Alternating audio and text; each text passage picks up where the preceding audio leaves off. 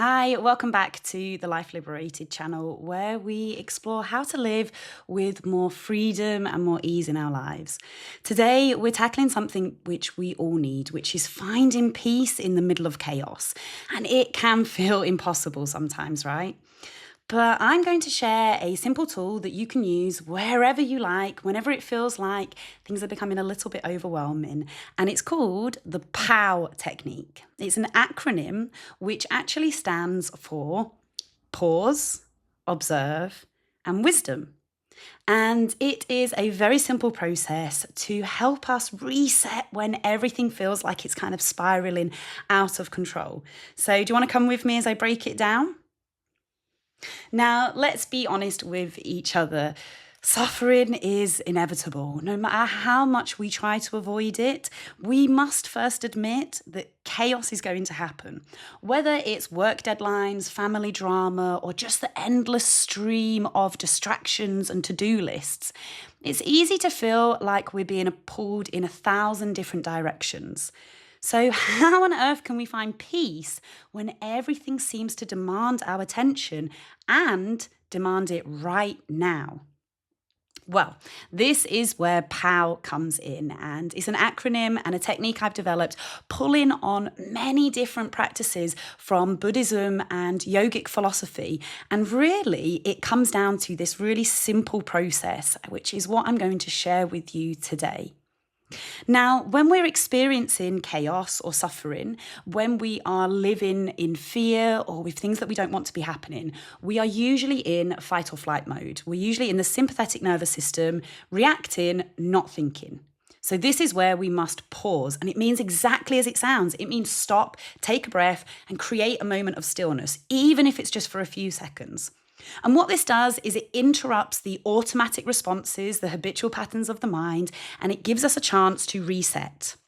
Now, in this pause, I'm giving myself a chance to acknowledge that there's no tiger in my environment. I'm letting my nervous system know that it's safe and that I can handle this. And it might sound like such a small thing to do, but pausing literally breaks the cycle of reactivity and then gives you a chance to regain control. And this moment grounds us, allows us to come home to ourselves and find our center. The first thing we have to do when we think of POW is pause. Because after we've paused, next comes observation or observe. So once we've done that, once we've stopped, it's time for us to look within and find out what's really happening inside, not just on the outside, but what we're feeling physically and emotionally. Is the heart racing? Are the shoulders tensed? What are the thoughts running through our minds? We need to get present with ourselves and start inquiring within in a compassionate way. Now, we need to observe ourselves despite the judgments present. And judgment is easy to get caught up in the chaos and just react. And then we're kind of on a feedback loop of shaming and criticizing and judging ourselves. But by taking a moment to observe the inner world, asking ourselves, what is this story that I'm telling myself? Or what is it that I'm listening to? We can become aware of our triggers and how our body and mind are responding from an external perspective. And this gives us awareness, and this is key because it gives us clarity. We're no longer swept away by the storm, but we can start to see it for what it is, start to observe everything as it is, and then we can kind of lean into it. This is how we kind of lean into it. In this process, maybe we're noticing things again like our heart is racing, a familiar knot in our stomach. That's all okay. And maybe it's more information in the mind, maybe feelings of despair, anger, self-loathing. The thing is, by observing, the goal isn't to fix it right away or run from it. It's literally just to sit with it with curiosity, compassion, and grace. To just sit with it for a while, only as long as we can. And this simple act of observing creates the distance between us and the chaos. It really is like stepping back from the whirlwind instead of being caught up in it. And of course, we need to pause, first of all, in order to do that. And then finally, we can arrive at wisdom. And this is the step where we can ask ourselves a few key questions, like, what do I need to give myself right now?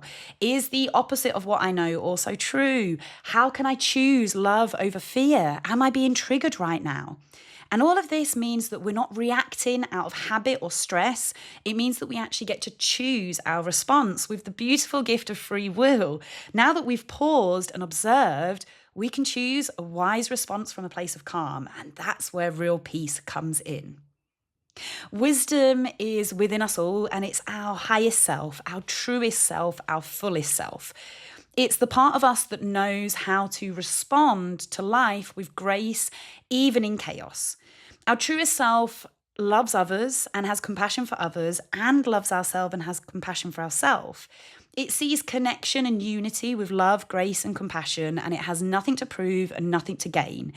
It's about taking that moment after we've paused and observed, usually the egoic mind, asking ourselves, what really matters here? What's the kindest thing I can do for myself and for others? It's about catching ourselves before we fall.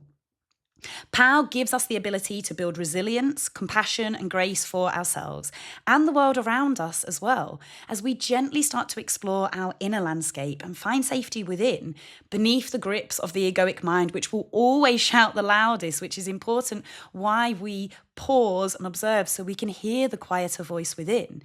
Understanding this duality within you will give you the freedom to tap into who you truly are and not who the world taught you to be.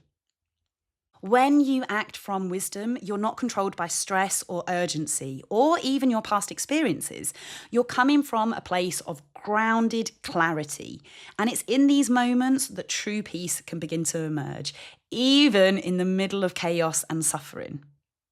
So next time life is feeling a little bit too much, whenever you're feeling overwhelmed or anxious or stressed out, just remember POW, and let it come into your life like that, like a hit, POW, so that you remember, I need to pause, I need to observe myself and then move forward with wisdom.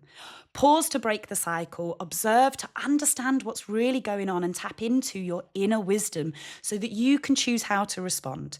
It is simple, but life-changing.